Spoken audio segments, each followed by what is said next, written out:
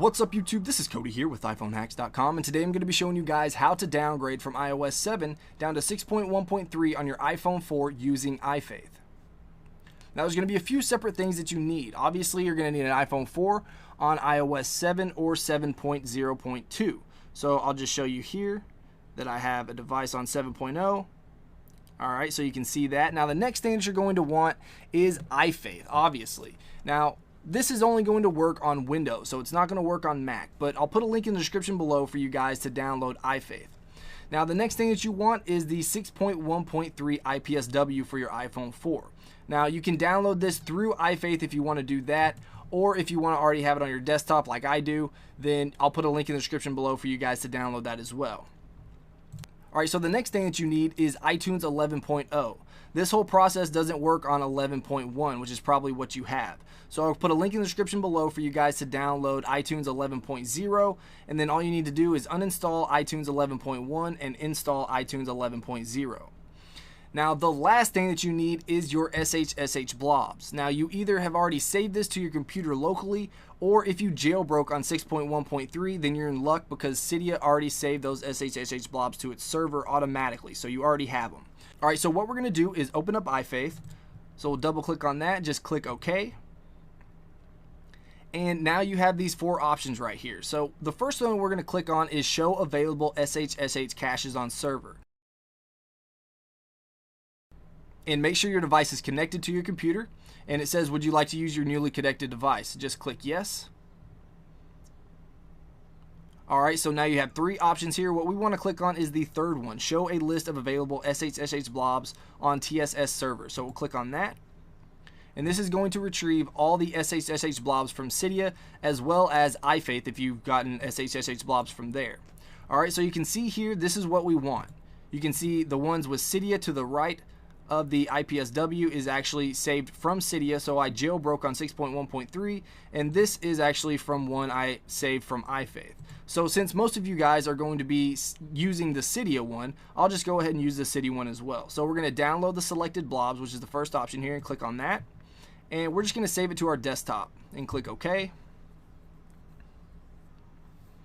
Alright, so it doesn't take very long to download these. So it says iFaith has successfully downloaded the following blob, 6.1.3.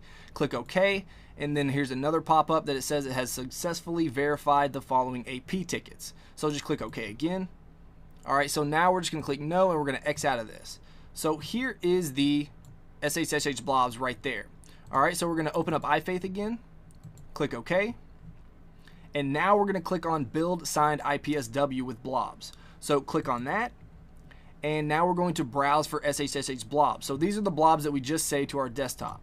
So click browse, and then we're going to scroll up here to our desktop and scroll all the way down to our SSH blobs. You can tell because the extension is SSH. So just click open. Alright, so it says the provided AP ticket looks valid. Click OK.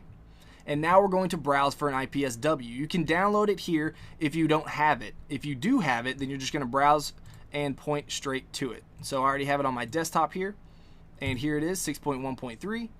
Click open, and now it's going to verify the IPSW. Alright, so now we just click build IPSW. So what this is doing is actually taking the IPSW that we pointed it to and using those SSH blobs to sign the IPSW. So if you didn't know, Apple stopped signing iOS 6.1.4, 6.1.3, and everything previous to that as well, and it only signs iOS 7, so it doesn't allow you to downgrade whatsoever. So what this is going to do is make a signed IPSW. That way it tricks iTunes into thinking Apple's actually signing it, when it's not, but it works to our advantage, so we'll be able to downgrade back to 6.1.3. Now this takes a while, so I'll just go ahead and speed right through it.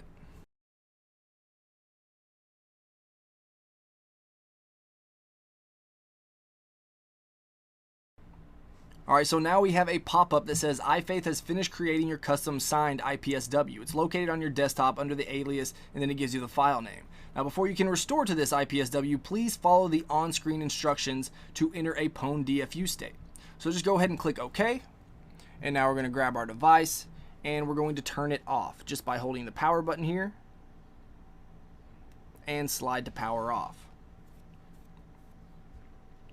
Alright, so now that it's turned completely off, we're just going to click start. And it's going to tell you to prepare to hold the power and home button in 3, 2, 1, go. So just hold down the power button and the home button here and wait for the timer to go down, and you're going to release the power button in 1 second and continue holding the home button for the next 30 seconds. Now, it usually doesn't take 30 seconds. What it does is it usually just kicks in and automatically notices when you're in DFU mode.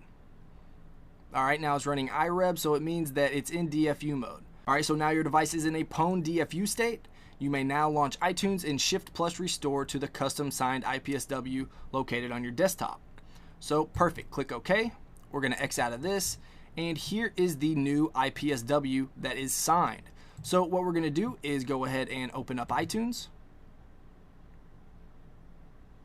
And I'm going to put this device right here. Alright, so you should get a pop-up that says iTunes has detected an iPhone in recovery mode. You must restore this iPhone before it can be used with iTunes. Just click OK. And now what you want to do is hold Shift and click Restore iPhone. Now we're going to click on our desktop because that's where our new signed IPSW is. And we're going to click right here. You can tell which one it is because it has all these numbers in the front, and then down here it says signed.ipsw. So make sure you open that one and go ahead and click open. And now it should start extracting the software and then go ahead and downgrade you to 6.1.3. So I'll go ahead and speed through this because it takes a little bit of time.